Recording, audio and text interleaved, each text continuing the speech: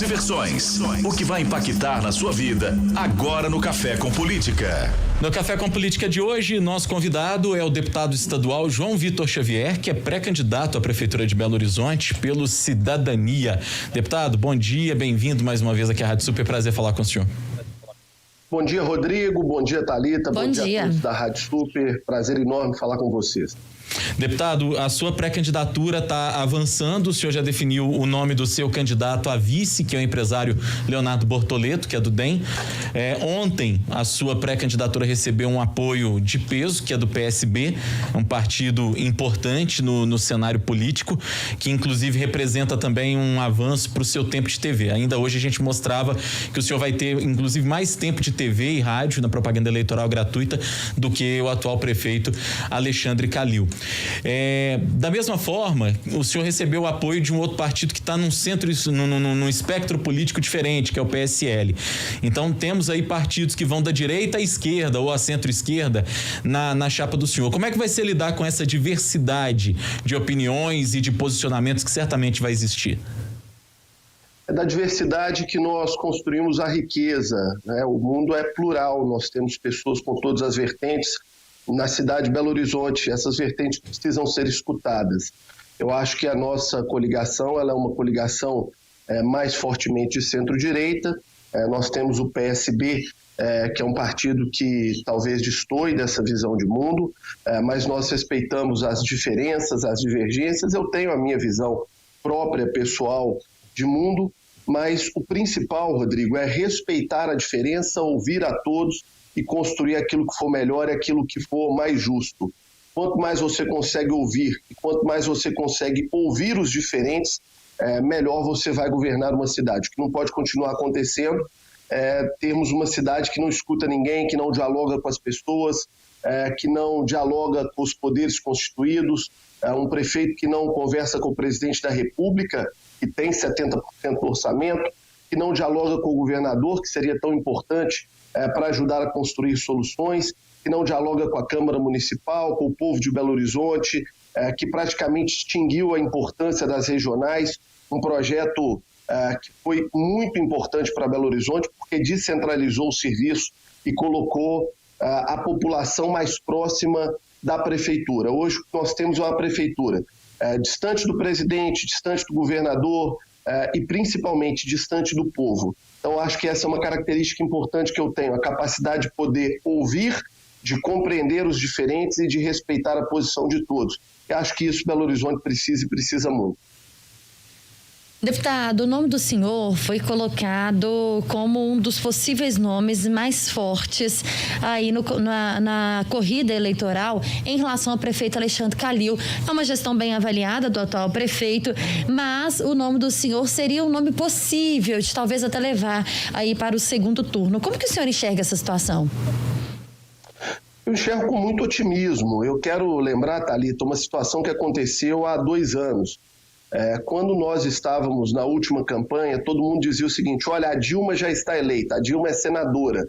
Das 2 vagas para o Senado, uma é da Dilma, a outra será disputada pelo Carlos Viana, pelo Rodrigo Pacheco, pelo Diniz Pinheiro, mas uma vaga já é da Dilma.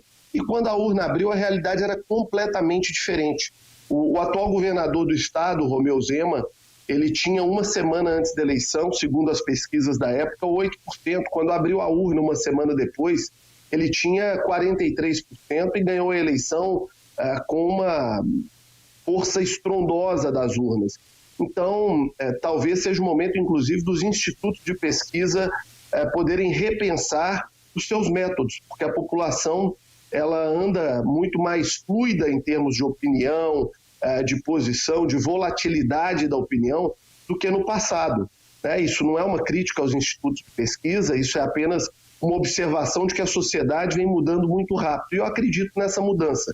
Quem está na rua, quem está ao lado do povo, quem vai ao Mercado Central, ao Café Nice, que vai a Abílio Machado, que vai ao Barreiro, que vai a Padre Pedro Pinto em Venda Nova, não encontra essa aprovação com o prefeito que as pesquisas dizem. O Data Povo é muito diferente. O que a gente vê do povo de Belo Horizonte é uma insatisfação muito grande com o IDEB, por exemplo, que caiu, porque a educação em Belo Horizonte anda muito maltratada, é uma insatisfação muito grande com a saúde pública, porque a prefeitura não conseguiu cumprir a PPP da saúde, é insatisfação com o serviço de transporte, porque o prefeito prometeu abrir a caixa preta da BH Trans e não abriu, é a tristeza grande com o desemprego crescente na cidade, pelas medidas equivocadas tomadas pelo prefeito de Belo Horizonte. O que a gente enxerga é isso, do empresário ao funcionário, todo mundo triste porque os negócios quebraram e os empregos sumiram.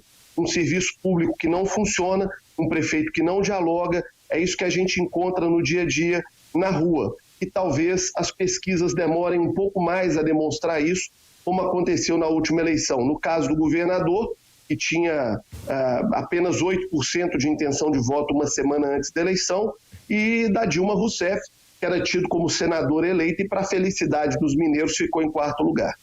Ainda na esteira da pergunta da Thalita, deputado, a gente tem aí pelo menos até agora 16 nomes anunciados para disputar a Prefeitura de Belo Horizonte. Claro que até que haja o registro das candidaturas pode haver ainda mudanças, mas de qualquer maneira nós sabemos que vamos ter um número alto de candidatos, talvez um número recorde até de aspirantes à Prefeitura de Belo Horizonte. Nessa questão do segundo turno, uma quantidade dessa de candidatos favorece o senhor, já que o senhor é visto como um candidato competitivo, talvez quem vai ter a condição de fazer a maior frente efetivamente é o prefeito Alexandre Calil, e o fato de haver essa pulverização de candidaturas lhe favorece? Eu acho que essa pulverização mostra uma coisa importante, que é a insatisfação dos belo-horizontinos com o atual governo. Se o governo tivesse indo muito bem, se tivesse todo mundo feliz, se a cidade real, se a BH de verdade, se a cidade que vemos na rua estivesse com essa satisfação, provavelmente teríamos muito menos candidatos. Nós temos tantos candidatos, Rodrigo, porque as pessoas não enxergam na rua essa avaliação do prefeito que as pesquisas dizem que ele tem. O que significa isso? As pessoas não satisfeitas se organizam em outros projetos para apresentar outras ideias para a cidade. E esse reflexo vem também na ampla coligação que formamos, porque os partidos, todos eles que estão caminhando comigo e outros que eu dialoguei que não estão na minha coligação, mas que também fazem parte do campo de oposição ao prefeito, já perceberam que esse modelo de cidade apresentado pelo Calil é insustentável. É uma cidade sem diálogo, sem respeito à opinião do próximo, distante das pessoas, sem entrega do serviço público. Eu quero bater nessa tecla, Rodrigo. Nós tivemos o anúncio dos números do IDEB, eu vi agora há pouco vocês apresentando um dado da alegria do governo de Minas com a melhora da nota do Estado. Enquanto Minas melhorou, Belo Horizonte piorou. Belo Horizonte perdeu 0,3 pontos no IDEB. Perdemos 3 posições em relação às demais capitais do Brasil. A educação está pior em Belo Horizonte. Isso é fruto de várias medidas equivocadas da Prefeitura de Belo Horizonte no setor. Belo Horizonte é uma capital do estado com 13 bi de orçamento, 30% destinados para a educação, que é uma inovação importante da cidade desde a sua lei orgânica, e que mesmo com muito dinheiro para a educação não consegue colocar em prática políticas públicas para o setor. A educação de Belo Horizonte está entregue ao PT há mais de 20 anos, continua entregue ao PT através de uma indicação que foi feita pela vice-prefeitura de Belo Horizonte, como boa parte da prefeitura, aliás, de Belo Horizonte, é entregue ao PT, é entregue à esquerda, a cultura está entregue, a saúde está entregue, a educação está entregue, pastas importantíssimas de Belo Horizonte estão entregues ao PT e à esquerda, e isso dificulta muito que tenhamos um governo eficiente, um governo que funcione. E é por isso que as pessoas estão buscando outro caminho. A gente via, o deputado, a Prefeitura de Belo Horizonte sendo criticada em relação às enchentes, principalmente depois daquela chuva, né, a chamada chuva de 1000 anos no começo deste ano. Agora, durante a pandemia, houve um desgaste entre a relação com a Prefeitura e o governo do estado, até na questão da contagem dos leitos, da abertura do hospital de campanha, dentre outras questões. Como que o senhor avalia a gestão da Prefeitura de Belo Horizonte em relação à saúde neste momento de pandemia? A Prefeitura de Belo Horizonte, ela é óbvio, né? Todo governo tem erros e tem acertos. A Prefeitura de Belo Horizonte fez uma coisa importante, que foi alertar para a gravidade do coronavírus. A pandemia é séria, infelizmente milhares de pessoas morreram em Belo Horizonte, em Minas, no Brasil e no mundo. Só que ela tomou medidas de maneira precipitada, de maneira assodada, não cumpriu aquilo que havia prometido. O prefeito chegou a prometer que teríamos 7.000 leitos em Belo Horizonte. Ele não cumpriu nem 10% disso e, por isso, o sistema de saúde ficou pressionado, e com o sistema de saúde pressionado, quem pagou a conta foi o comerciante, foi a iniciativa privada, foi o funcionário, o empregado que perdeu seu emprego, o garçom, a cozinheira, o camareiro e a camareira do hotel, o porteiro do hotel, pessoas da cadeia produtiva que perderam seu emprego e pagaram a conta da falta de planejamento da prefeitura. A prefeitura demorou 5 meses para descobrir que nós tínhamos os hospitais privados em Belo Horizonte que poderiam dar suporte. Quero dar um exemplo: o prefeito de Betim, Vitório Medioli, no primeiro dia de pandemia, firmou um convênio com a rede Mater Dei para atender a população de Betim. Por que a Prefeitura de Belo Horizonte não fez o mesmo? O prefeito de Betim não demorou 3, 4, 5 meses. Ele fez essa parceria no primeiro dia. Isso poderia ter sido feito pela Prefeitura de Belo Horizonte. Nós demoramos aqui 5 meses para entender que metade da população de Belo Horizonte tem plano de saúde. Então foi um desencontro geral, foi um desarranjo geral, um autoritarismo extremo do prefeito de Belo Horizonte que levou à falência da cidade. Quero dar alguns exemplos comparativos. A cidade de Curitiba ficou com o comércio fechado por aproximadamente 10 dias. Os números são similares aos de Belo Horizonte. Mato Grosso do Sul praticamente não fechou seu comércio e os números são similares aos de Belo Horizonte. Quando você compara a média de mortes de Belo Horizonte com Minas Gerais, Belo Horizonte tem mais mortes médias do que o estado de Minas Gerais. E Belo Horizonte tem um número de dias da cidade fechada muito maior do que a média do estado de Minas Gerais. Todos esses dados e todos esses números mostram que a condução foi equivocada em Belo Horizonte, que o prefeito errou muito, que o seu corpo dito técnico errou muito e que a conta ficou para a população. Nós temos o recorde mundial de cidade fechada, nós tivemos mais de 12.000 empresas que faliram. E quando uma empresa fecha as portas, nós temos que lembrar dos pais e mães que ali trabalham. Normalmente gente simples que precisa do seu emprego. Quem pagou a conta pelas decisões precipitadas, pela falta de infraestrutura e de diálogo, infelizmente, foi o povo mais simples de Belo Horizonte.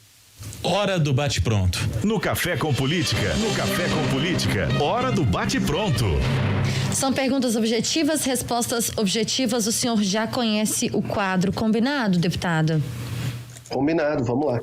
Para começar, prioridade para BH. Descobrir e reencontrar e trabalhar pela vocação da cidade. Qualquer ser humano precisa de uma vocação para vencer na vida, e toda cidade também. Nós não temos aqui agricultura, mineração e nem indústria, que é a base, que é o motor da economia do Brasil. Precisamos investir no turismo de negócios, precisamos investir na nossa gastronomia, na nossa culinária, no setor de eventos, de bares, de restaurantes. Precisamos investir muito em atrair pessoas para Belo Horizonte, para consumir na cidade e deixar o dinheiro aqui para fazer a economia funcionar. Quando eu falo desse turismo, eu não estou dizendo da pessoa que virá de Paris, de Nova York, mas estou dizendo do cara que virá de Divinópolis, de Sete Lagoas, de Ribeirão das Neves, de Betim, de Sabará, de Contagem. Nós temos um potencial muito grande para isso. Esse é o futuro de Belo Horizonte e é preciso que a Prefeitura faça a sua parte. Bate pronto, hein, deputado? Agora, renovação política. Desculpa, não ouvi? Renovação política? Ela é importante, mas a renovação ela não pode se dar apenas nos nomes, ela precisa se dar também no modo de fazer política, na maneira de conviver com as pessoas, de respeitar a opinião do próximo, fazer política ética, decente, limpa, capacitada. A renovação ela não funciona apenas quando você troca o nome, você tem que fazer a política boa, bem feita e correta e com pessoas capacitadas. BH e a educação. uma tristeza a notícia que nós tivemos de que Belo Horizonte, mais uma vez, mais um ano, caiu no IDEB, fruto de uma política educacional equivocada que está entregue ao PT e à esquerda há muitos anos, com a manutenção de um projeto que não dá certo há muitos anos em Belo Horizonte. A educação de Belo Horizonte está entregue há mais de 20 anos ao PT e os resultados são extremamente negativos em Belo Horizonte. Outra tristeza, as mães não podem deixar os seus filhos em tempo integral nas UMEIs, que era um grande avanço de Belo Horizonte. Nós precisamos corrigir isso no próximo governo. Prefeito Alexandre Calil, em apenas uma palavra. Desperdiçou uma grande oportunidade, pegou uma cidade organizada e não deu conta de fazer um bom trabalho. Uma palavra: decepção. Deputado estadual João Vitor Xavier, pré-candidato à Prefeitura de Belo Horizonte pelo Cidadania, nosso convidado de hoje aqui no Café com Política. Deputado, obrigado pela entrevista, prazer falar com o senhor. Muito obrigado pela oportunidade, Rodrigo, Thalita e a todos da Rádio Super, sempre um prazer muito grande conversar com vocês.